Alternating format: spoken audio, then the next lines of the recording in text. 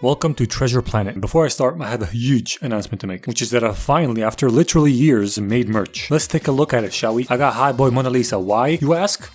Why not? I also got, embrace yourself for this one, front-facing Hi Boy, with a classic espresso underneath. And unlike the first two designs that were actually made by people who know what they're doing, these next designs were painstakingly sketched/drawn in MS Paint by yours truly. And these designs are ones based on my end of video nonsense ratings. Look at that, ain't it gorgeous, mate? Fucking blooming gorgeous, mate. I can make a lot more of these, but for now, I'm keeping it simple with these few designs on some shirts and mugs, but I can put them on more shit like hoodies, hats, coasters, baby diapers. Okay, maybe not that one, but you know, other shit. We shall see how things go. So if you want, go check it out and buy some shit. Participate in consumerism if you so please. And now, let's get on with the movie. This movie takes place in space where all intergalactic creatures, humans, animal humanoid creatures, and all other manner of fucked up beings all live together in harmony. Somewhat. You still got the usual crime or whatever. And this little human is up at night watching his hologram movie book with his mom about space pirates, hiding all their loot on a secret planet until she goes, alright, enough bedtime milk. But mom, I don't wanna. And he squirms around a little bit under this bed belt. I don't know what the fuck that is. Seems like a useless piece of cloth to me. She leaves him to sleep. He obviously does not sleep and continues reading his book. Then we cut to 12 years later when Jim, that's his name, grows up a little bit and is hooning around on his homemade rocket-powered solar surfer in a quarry or restricted area of sorts, which gets him in shallow shit. Not gonna say deep shit because it's not that serious yet, but shallow shit with robots in blue. Then back at his house that his mom is now operating as a bed and breakfast to presumably make ends meet after Jim's dad left. She hears him knock on the door and opens up and finds him with the cops escorting him in, telling her son was violating some stupid law and doing some space tomfoolery somewhere. They let him go with a warning saying that he's a mouse turd length away from ending up in juvie. He helps her clean up while she's voicing her disappointment in him. Then after a while, he ends up hanging out on the roof and overhears his mom talking shit about him to Dilbert, the scientist dog humanoid professor doctor smart dog guy. She's like, he's very smart but he's failing in school, he's never been the same since his dad left, I'm worried, and so on and so forth. Then Jimbo sees a little spacecraft crash on their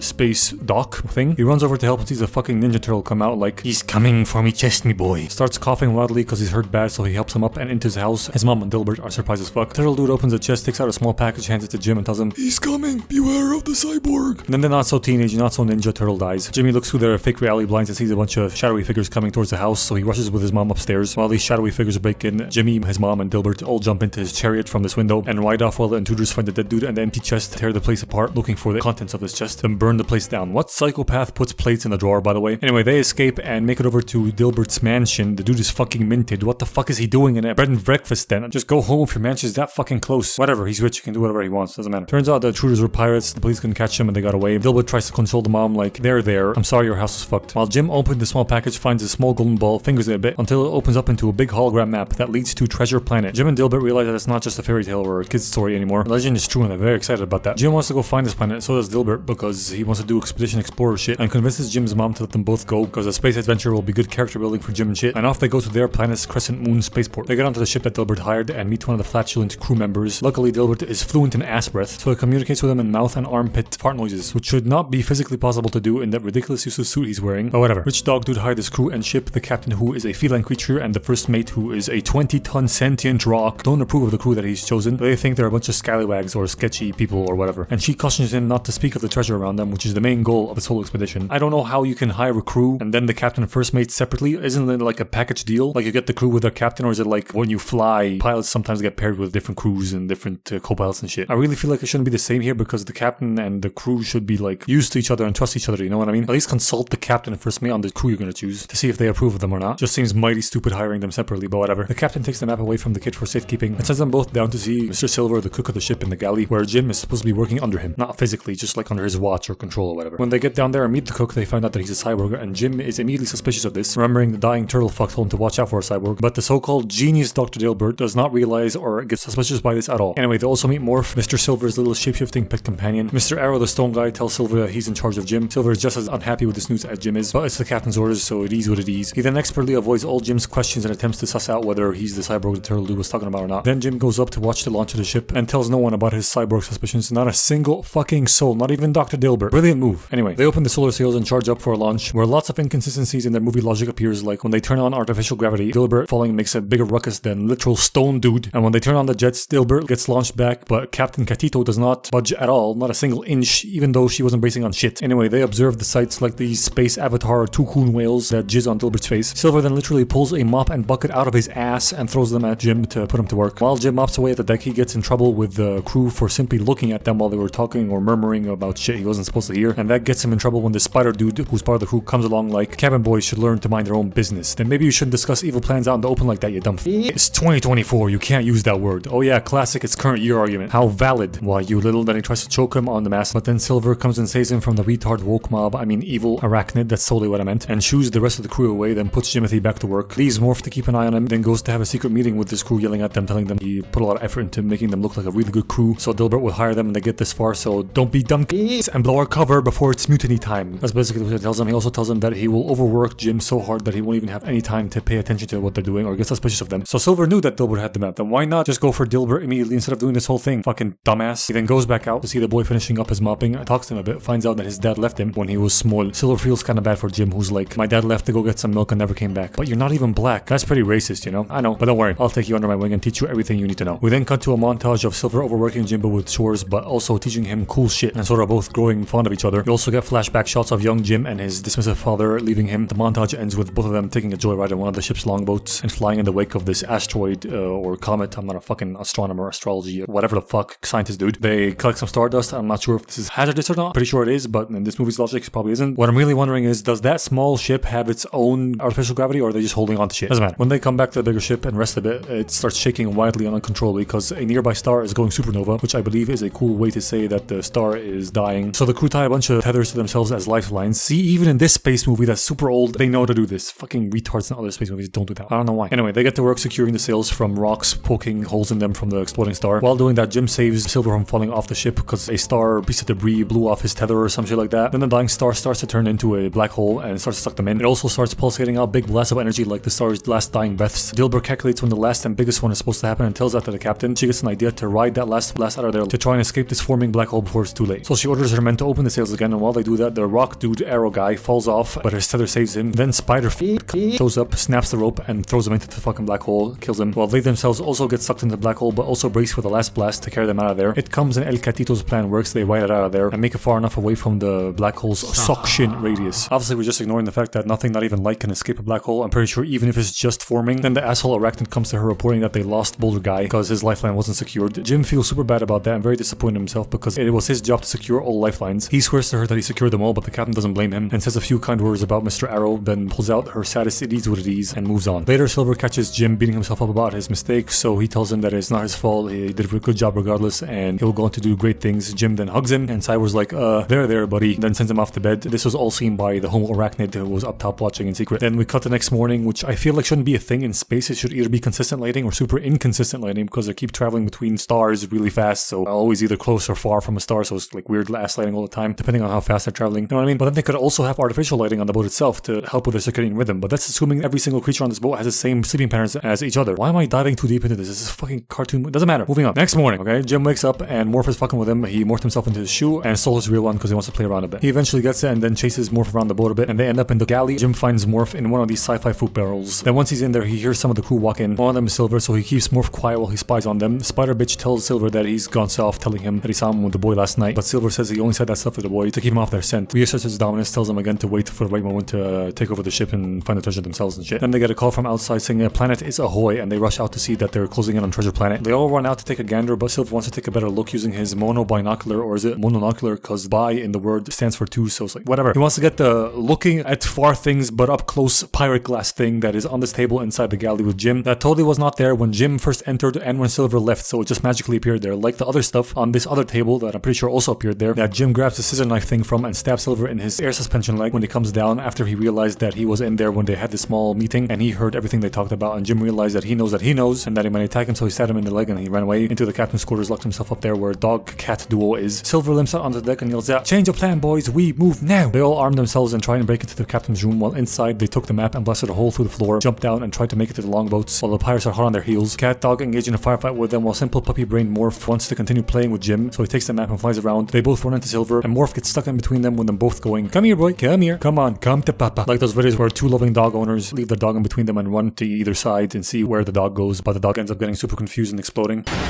You didn't see that one? I must have seen a different version then. Anyway, Morph doesn't do that, although he probably could. Instead, he jumps in, hides into this rope loom. Jim gets it first and takes the map, runs away to the longboat. Silver points a gun at him but can't bring himself to take the shot. Jim jumps into the boat and they drop out of the belly of the ship. Captain turns on the boat and they try to fly away, but one of the pirates takes a cannon shot at them and takes down their sails, sending them tumbling down to Treasure Planet. They punch through some mushrooms and crash land. Miraculously, the only person that is even somewhat hurt throughout this whole exchange is Captain Claw. She's like bruised and also probably got a bad knock on the head, which explains why she's a bit delirious right now. They find out that the map Jim got is not actually the map but Morph, who morphed into the shape of the map to fuck with Jim, and Jim's like, fuck's sake Morph, you stupid floating liver. Captain Claw, despite her delirium, is still wise enough to give Jim a weapon and order him to go scout ahead and find a safe place for them to hide because the pirates are coming down to look for them. So as she starts to feel the pains of her wounds, he goes off to search for that place, and on his search he finds a 100-year-old robot that is super happy to finally see another living creature. Since he's been alone for all this time, he has literally lost his mind, his primary memory circuit is gone, and extended periods of solitude makes it kind of go a little bit crazy. He also blabbers on about Captain Flint's treasure that is hidden somewhere inside this planet that he helped hide, but can't remember too much about it because again he literally lost his mind. Then helps Jim find a safe place, which turns out to be the place that he called home for the past 100 years. Mr. Wolf and Captain Meow come over. He keeps sending to her wounds, then Ben the robot dude sort of nullifies this help he gave them because he sees the pirates that are searching for them in the distance and mistakes them for more of their friends and is like, hey look, more of your buddies, hey guys, over here. And obviously they start shooting at them. Jim fires back, but then Silver calls for a short truce to talk about shit, which makes Jim realize that Silver still thinks that the map is with them, so he goes down there to meet him. He limps up on his now fucked leg to some middle ground to talk to Jim. He apologized to him for what he said about him in the galley, telling him he didn't mean any of that stuff, he only said that stuff so they wouldn't think he'd gone soft. Then tries to convince him to give him the map, telling him that he will get an equal portion of the treasure if he does so, but then Jim's like, go fuck yourself old man. So Silver gets really angry and yells at him, tells him that if he does not give him the map by dawn tomorrow, he'll blow them up using the ship's cannons, and walks away really angry and scared. And he was so scary during that whole conversation that Morph refused to go with him and stayed with Jim. That night Captain Claw gets more delirious and super horny. She's like, I can just get lost in those dreamy eyes of yours, Doctor. I always wondered what dog dick was like. She's lost her mind. Then Jim, who's trying to come up with a plan that doesn't involve them dying, sees Ben reveal a secret back door to this place that leads into the machine innards of this planet, which gives him an idea. He's like, BRB, and then goes in with Ben. He finds his way around this, I'm only assuming, labyrinth of machinery, probably using the help of Ben, to where the pirates are camping, and opens the hatch next to them and finds them all asleep. He then details his plan to Ben. They're gonna take the pirates' longboat, go up to the ship, disable the laser cannons, find the map, and come back down, which is a completely shit plan, imho, because you're gonna have to come back down and deal with the pirates anyway. So why not take the feline canine couple in the making up there with you, commandeer your ship, go away, get some space cops or backup or whatever, then come back. Because without the map, Silver won't make any headway find the treasure, and he can't leave because he doesn't have a longboat. So stupid plan, you dumbass. Whatever, they go ahead with it anyway, rise up to the ship. Ben goes to disable the laser cannons while Jim finds the map. But while he does that, Ben, who's just unplugging random shit because he's a retard that doesn't know what he's doing, accidentally sets off the alarm, which alerts that arachnid who was left there to guard the ship of the presence of Jim, who he chases, but Jim has a gun. Then dumbass Ben cuts the lights, the emergency lights come on. They both had good opportunities to take each other out here, but they didn't. Whatever, Ben then disables gravity by accident. They both fly out to the deck and almost off the ship. Jim hangs onto the flag while Spider tries to rip the flag rope really slowly, although he totally has the capability to snap it just like he did with Arrow, but he does the classic, I'm gonna kill you really slowly because I'm a villain, I want to rub it in your face move, which ends up backfiring because Jim jumps onto the mast. Arachnid tries to go for him, but he kicks him into the flag, and because the rope is weak because of his own doing, it rips and he flies off into space and is never seen again, probably dies. Easy dub for Jim. Ben turns the gravity back on and comes out like, Laser cannons disconnected, Captain Jimmy, sir. How do you know that if all this was done by trial and error and nothing was labeled? Did you try the cannons out? Also, I feel like if he comes out draped in a spaghetti of wires like that, this ship should be falling to the ground right now. There's definitely something wrong with it. But anyway, they get back down to Treasure Planet, go to their hideout, and find out that Silver has come up and captured the captain and Dr. Dog, then captures them too. My plan was better, just saying. Then forces Jim to open the map because he's the only one that knows how, and it starts pulsating a GTA-like waypoint beacon in the direction of the treasure, so Silver takes his prisoners to follow the waypoint. They trek through the jungle and shit, still following the waypoint till they get to the end of the directions, which ends in nothingness, literally off a cliff. So they all get mad at Jim like this is somehow his fault, but then he finds a map-shaped hole in the ground, so he plugs in his balls, I mean the ball map, and a big Illuminati triangle portal opens up with a big selection hologram orb to pick wherever you want to go, anywhere in space. He fingers around a bit and goes to different places, goes to his home planet's spaceport, figures this is how Captain Flint got around the galaxy so fast, stealing people's shit. Then remembers Ben was talking about the treasure being at the centroid of the mechanism, so he selects Treasure Planet's core, and it opens up a portal to the treasure which covers the mechanical planet's core. They all step in and set off a booby trap laser that for some reason is a delayed reaction booby trap and not instant because movie has to movie. There has to be some time for them to take in the sights of the treasure and be happy for a second before they realize the place is going to fall apart and do a dramatic escape. You know the drill. So they're all in there and they're all in awe of the loot of 1,000 worlds. Silver is so amazed that he doesn't notice that Jim and Ben are wandering off to go to Captain Flint's ship that's off in the distance, where they find Captain Flint's skeletal remains, and Jim finds him holding what seems to be the missing piece of Ben's brain. And while Ben is rambling on about a very important detail about this place that he for the life of him cannot remember at all, Jim plugs in his missing piece and all the memories start flooding back into his brain. He's like, oh, I remember now. Flint never wanted anybody to steal his treasure, so he rigged this place to blow, so if anybody step foot in it. And right as he says that, the planet starts lasering its core and tearing itself apart. Some of the pirate crew die and some flee as Jim orders Ben to go help the Doc and the captain while he tries to hotwire this old ship back to life and fly out with it because he doesn't want to leave empty-handed. Silver sees this and hops on the ship, so Jim's like, "On guard, motherfucker," but then a laser hits the ship and knocks them both off. Jim on the swell that he's barely hanging on to, and Silver on this platform while hanging on to the ship that's getting lasered that he's trying to save because he still wants whatever treasure he can get, but then he sees that Jimmy is struggling to hang on to the wall because the things protruding out of the wall are retracting in like a cold penis in winter, and he can't hold onto the ship and save Jimmy at the same time, so he makes the good guy decision of letting go of the ship and saving Jimmy. They make it out of the portal and find Ben, Dog Duck, and Cat Cap commandeered the ship and came over to help because Dilbert has weak bitch thin wrists and was able to free himself from the rope they tied him up in, and by that logic, Katito should also be able to free herself from the rope because she has way thinner wrists than even him. But I guess it also depends on how tight they tied her hands up. Also, she's kind of hurt, so maybe she wouldn't have been as useful as him. But speaking of her hands, are those nails / claws part of the glove she's wearing, or are they protruding out of the glove and are part of her hand? Is that a useless question to ask right now? Probably. Okay, moving on. Jim and Silver get on, but then some of the planet's debris takes out one of their biggest solar sails and reduces their thrust capacity to 30%. Ben calculates how much time they have left before the planet blows up, which Doggo figures is not enough to get them away from the planet's blast radius. So Jim starts thinking outside the box and in the triangle. Thinking they can head back to the portal, he'll fashion a space surfboard out of this barely functional thruster and this piece of metal, fly ahead and change the location to somewhere else. They'll go through the portal and escape the planet's explosion that way. So Silver helps him weld this jet onto the piece of metal. He sets off, they turn around and follow him. All the while, Ben keeps yelling out how much time they have left before the planet explodes, and as usual, it's wildly inaccurate to the actual timer of the movie, but whatever. Jim's board keeps cutting out on the way to the portal and he almost dies by falling into this lava chasm pit, but then he sparks the jet engine back to life by scraping on the wall and rises up out of the chasm, uses his super accurate gamer fingers to select his home planet spaceport, and they all get through the portal just in the nick of time to escape the explosion. Hooray, he makes it back to the ship, big ups to him, but while everybody's celebrating, he notices that Silver has disappeared, so he goes down and sees him trying to escape using the last longboat, but he's a nice guy, so he lets him go for, you know, saving his life and being a father figure and whatnot. Morph doesn't want to leave Jim though, so Silver gives him Morph. He also gives him a big hug, then they say goodbye, then he throws him some diamonds and gold he pocketed from the treasure room last second. He gives him that so his mom can rebuild her house, then he leaves and jets off into space. Jim gets back to his mom, she rebuilds her house, Captain Claw and Dr. Dog fuck and have abomination babies, and Jim makes his mom proud by becoming a space officer ranger type dude. This movie gets 17 supernovas out of 86 kilograms of cocaine.